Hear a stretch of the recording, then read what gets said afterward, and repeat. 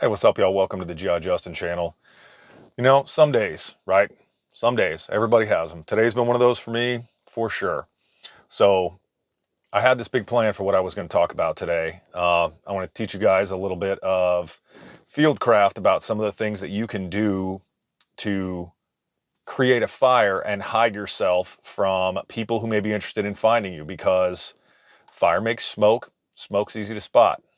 But something has kind of come down that I think I want to address. And that is, there is another prepper channel who's decided that they would be interested in talking a little crap about me and saying that my attacks, so to speak, on their bougie style Gucci prepping, where, you're going to spend $200,000 on your prepping gear, is the way to go. Well, it's not. And I'm not going to name whose channel this is or give them any credence whatsoever. What we're going to do instead is I'm going to turn right back around and keep that up and tell you, hey, today what we're going to talk about is the basic guidelines that I think we should follow, instead of having some big old Gucci kit that weighs 7,000 pounds you can't carry and makes you immobile, so that somebody like me, who is a simple prepper, and my friends who are also simple preppers, can come along and borrow without asking what we'd like from you if the fabled SHTF ever happens. So here's kind of what I'm thinking about. Most of these channels that you see where these guys believe in this, you see these people on their backgrounds, on their thumbnails and stuff, where they get these great big backpacks loaded down with stuff, right? Just tons of stuff, tons of like neat camouflage and freaking patches on their stuff.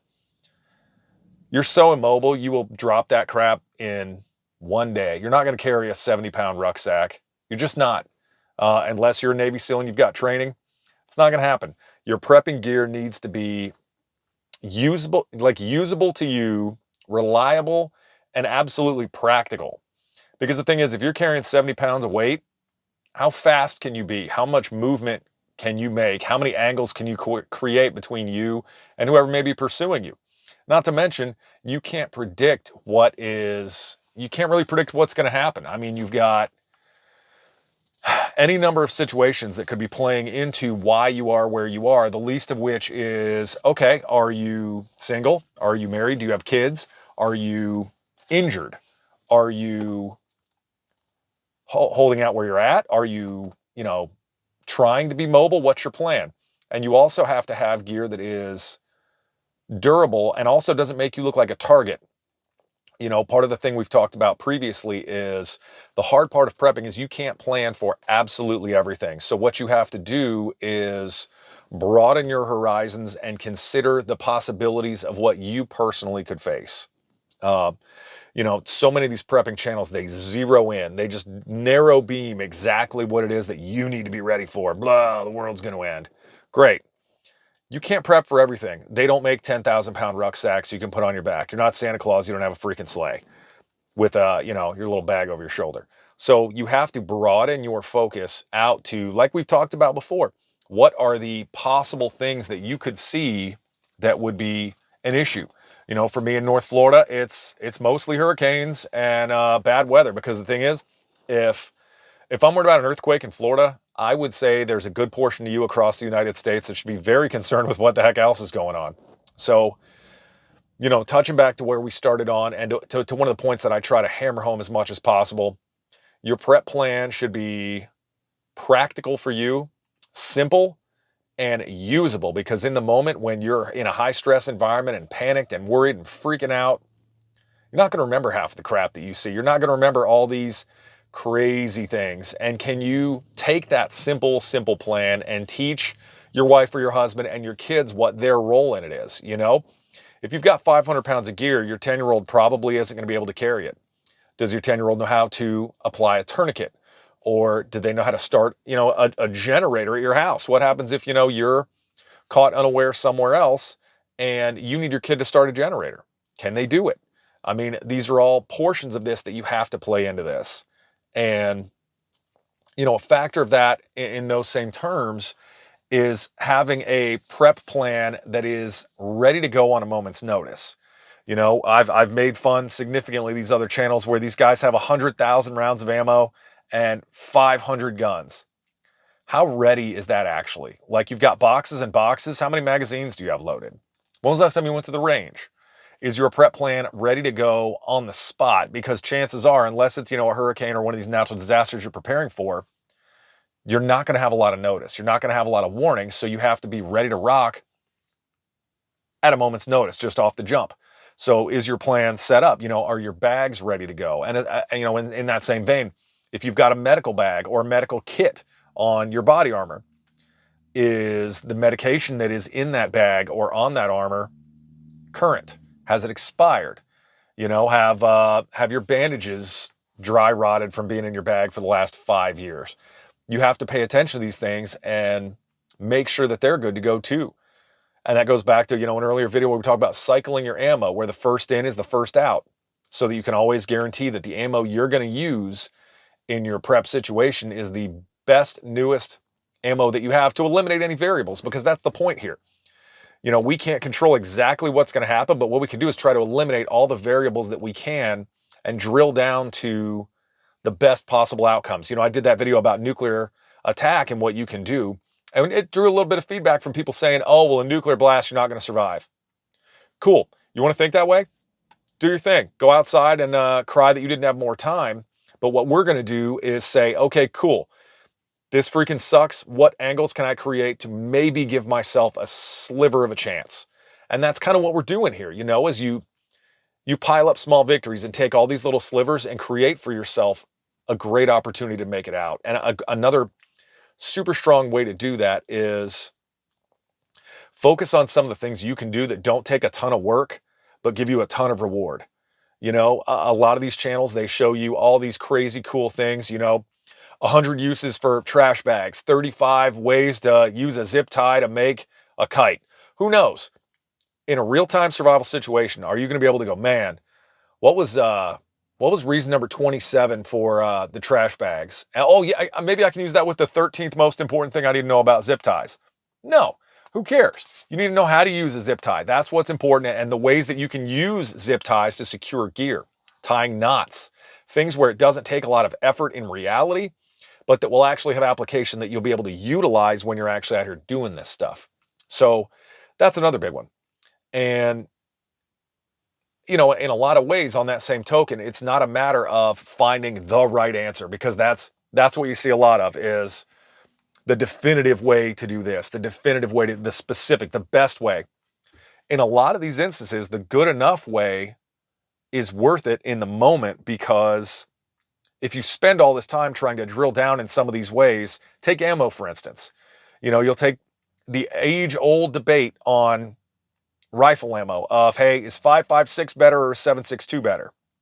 Okay, well, 5.56, yeah, you can carry more of it. It weighs less. You can possibly be more accurate depending on how you are comfort-wise shooting those things. 7.62 is heavier, stopping power stronger, weighs more. Question is, what works for you? What can you actually shoot? Doesn't make any sense to believe these channels that will argue over, you know, the definitive pistol round. Okay, cool, great. So the definitive pistol round is the 45 ACP. Can you shoot it? Can you hit anything with it? Do you like having 7+1? If the answer is no, go 9. Do what makes sense for you, because I think that is, in the end, the best way possible. You know, I've got a specific firearm that is set up for a member of my family who I would hope would be able to be in a position they can assist me if I need to use it. It's not set up for me. I'm significantly larger than this person. So what I have to do is pick a round and a weapon that fits them and teach them how to use it as a tool to protect themselves. And it doesn't matter what you see on some of these prepper channels. It matters what you can tailor to your own needs to increase your opportunities to make it. So, and that kind of folds right into the next point, that part of the goal of this prepping, since we're, you know, casting a wide net, is going to be to try to have a mixture of training, gear, planning, all of these things together that create a solution. Where, great, cool, if you're an amazing shot, that's wonderful. You know, that's a great thing to have. What if you don't have physical conditioning? Cool. So now you're not mobile. You can't move. You can't get around. You know, it doesn't do you any good if you have no idea how to start a fire, but you're really good at filtering water. You have to learn at, they say a jack of all trades, a master of none. It doesn't even have to be on that level. You just need to have working knowledge of these things. And that's kind of one of the things that I think is kind of lost in the shuffle here is, you'll see all these prep channels where it's like, cool, you're going to wear a nuclear suit. Great. You're going to live in that thing. Okay. So A, they degrade. So there's that. B, what happens when you have to go to the bathroom and you're in a full up, fallout environment? How's that going to work? It's not a matter of focusing in on one specific thing. You have to apply all of these things. Take, for instance, balancing cost versus value on items. Would you rather have a $1,500 AR and no survival food, or a $750 AR and $750 worth of survival food?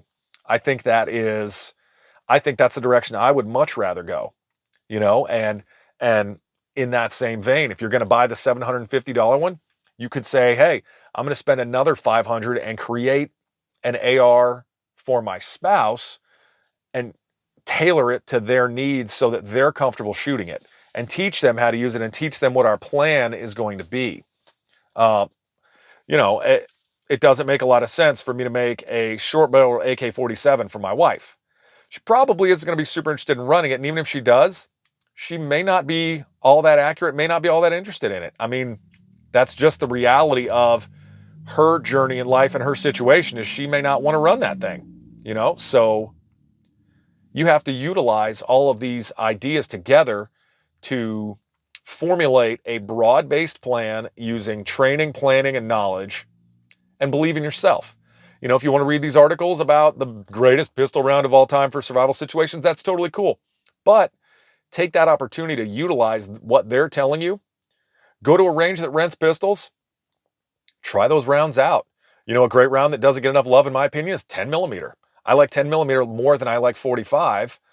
But as I sit here and say, hey, 10 millimeter is the greatest pistol round of all time, people argue with me that have never shot one. So you have to ignore all that noise, formulate your plan, be as diversified as you possibly can, and follow through with it.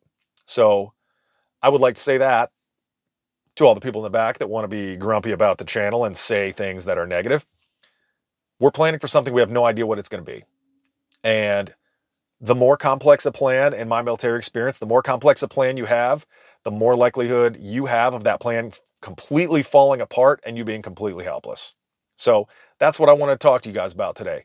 So thank you so much for watching the channel and you guys' loyalty. It's interesting that our little channel here is drawing some ire from some of the big boys. It doesn't super hurt my feelings, I'll say that much. So thank you guys for subscribing and for kind of putting us on the radar to say, hey, not everybody wants to spend $200,000 on prepping. Not everybody can. Knowledge is free. And I want to thank you guys for that, for showing up to the channel and commenting and liking and subscribing to the channel. And I appreciate every single time that you guys do. So thank you guys so much for watching and have an awesome day.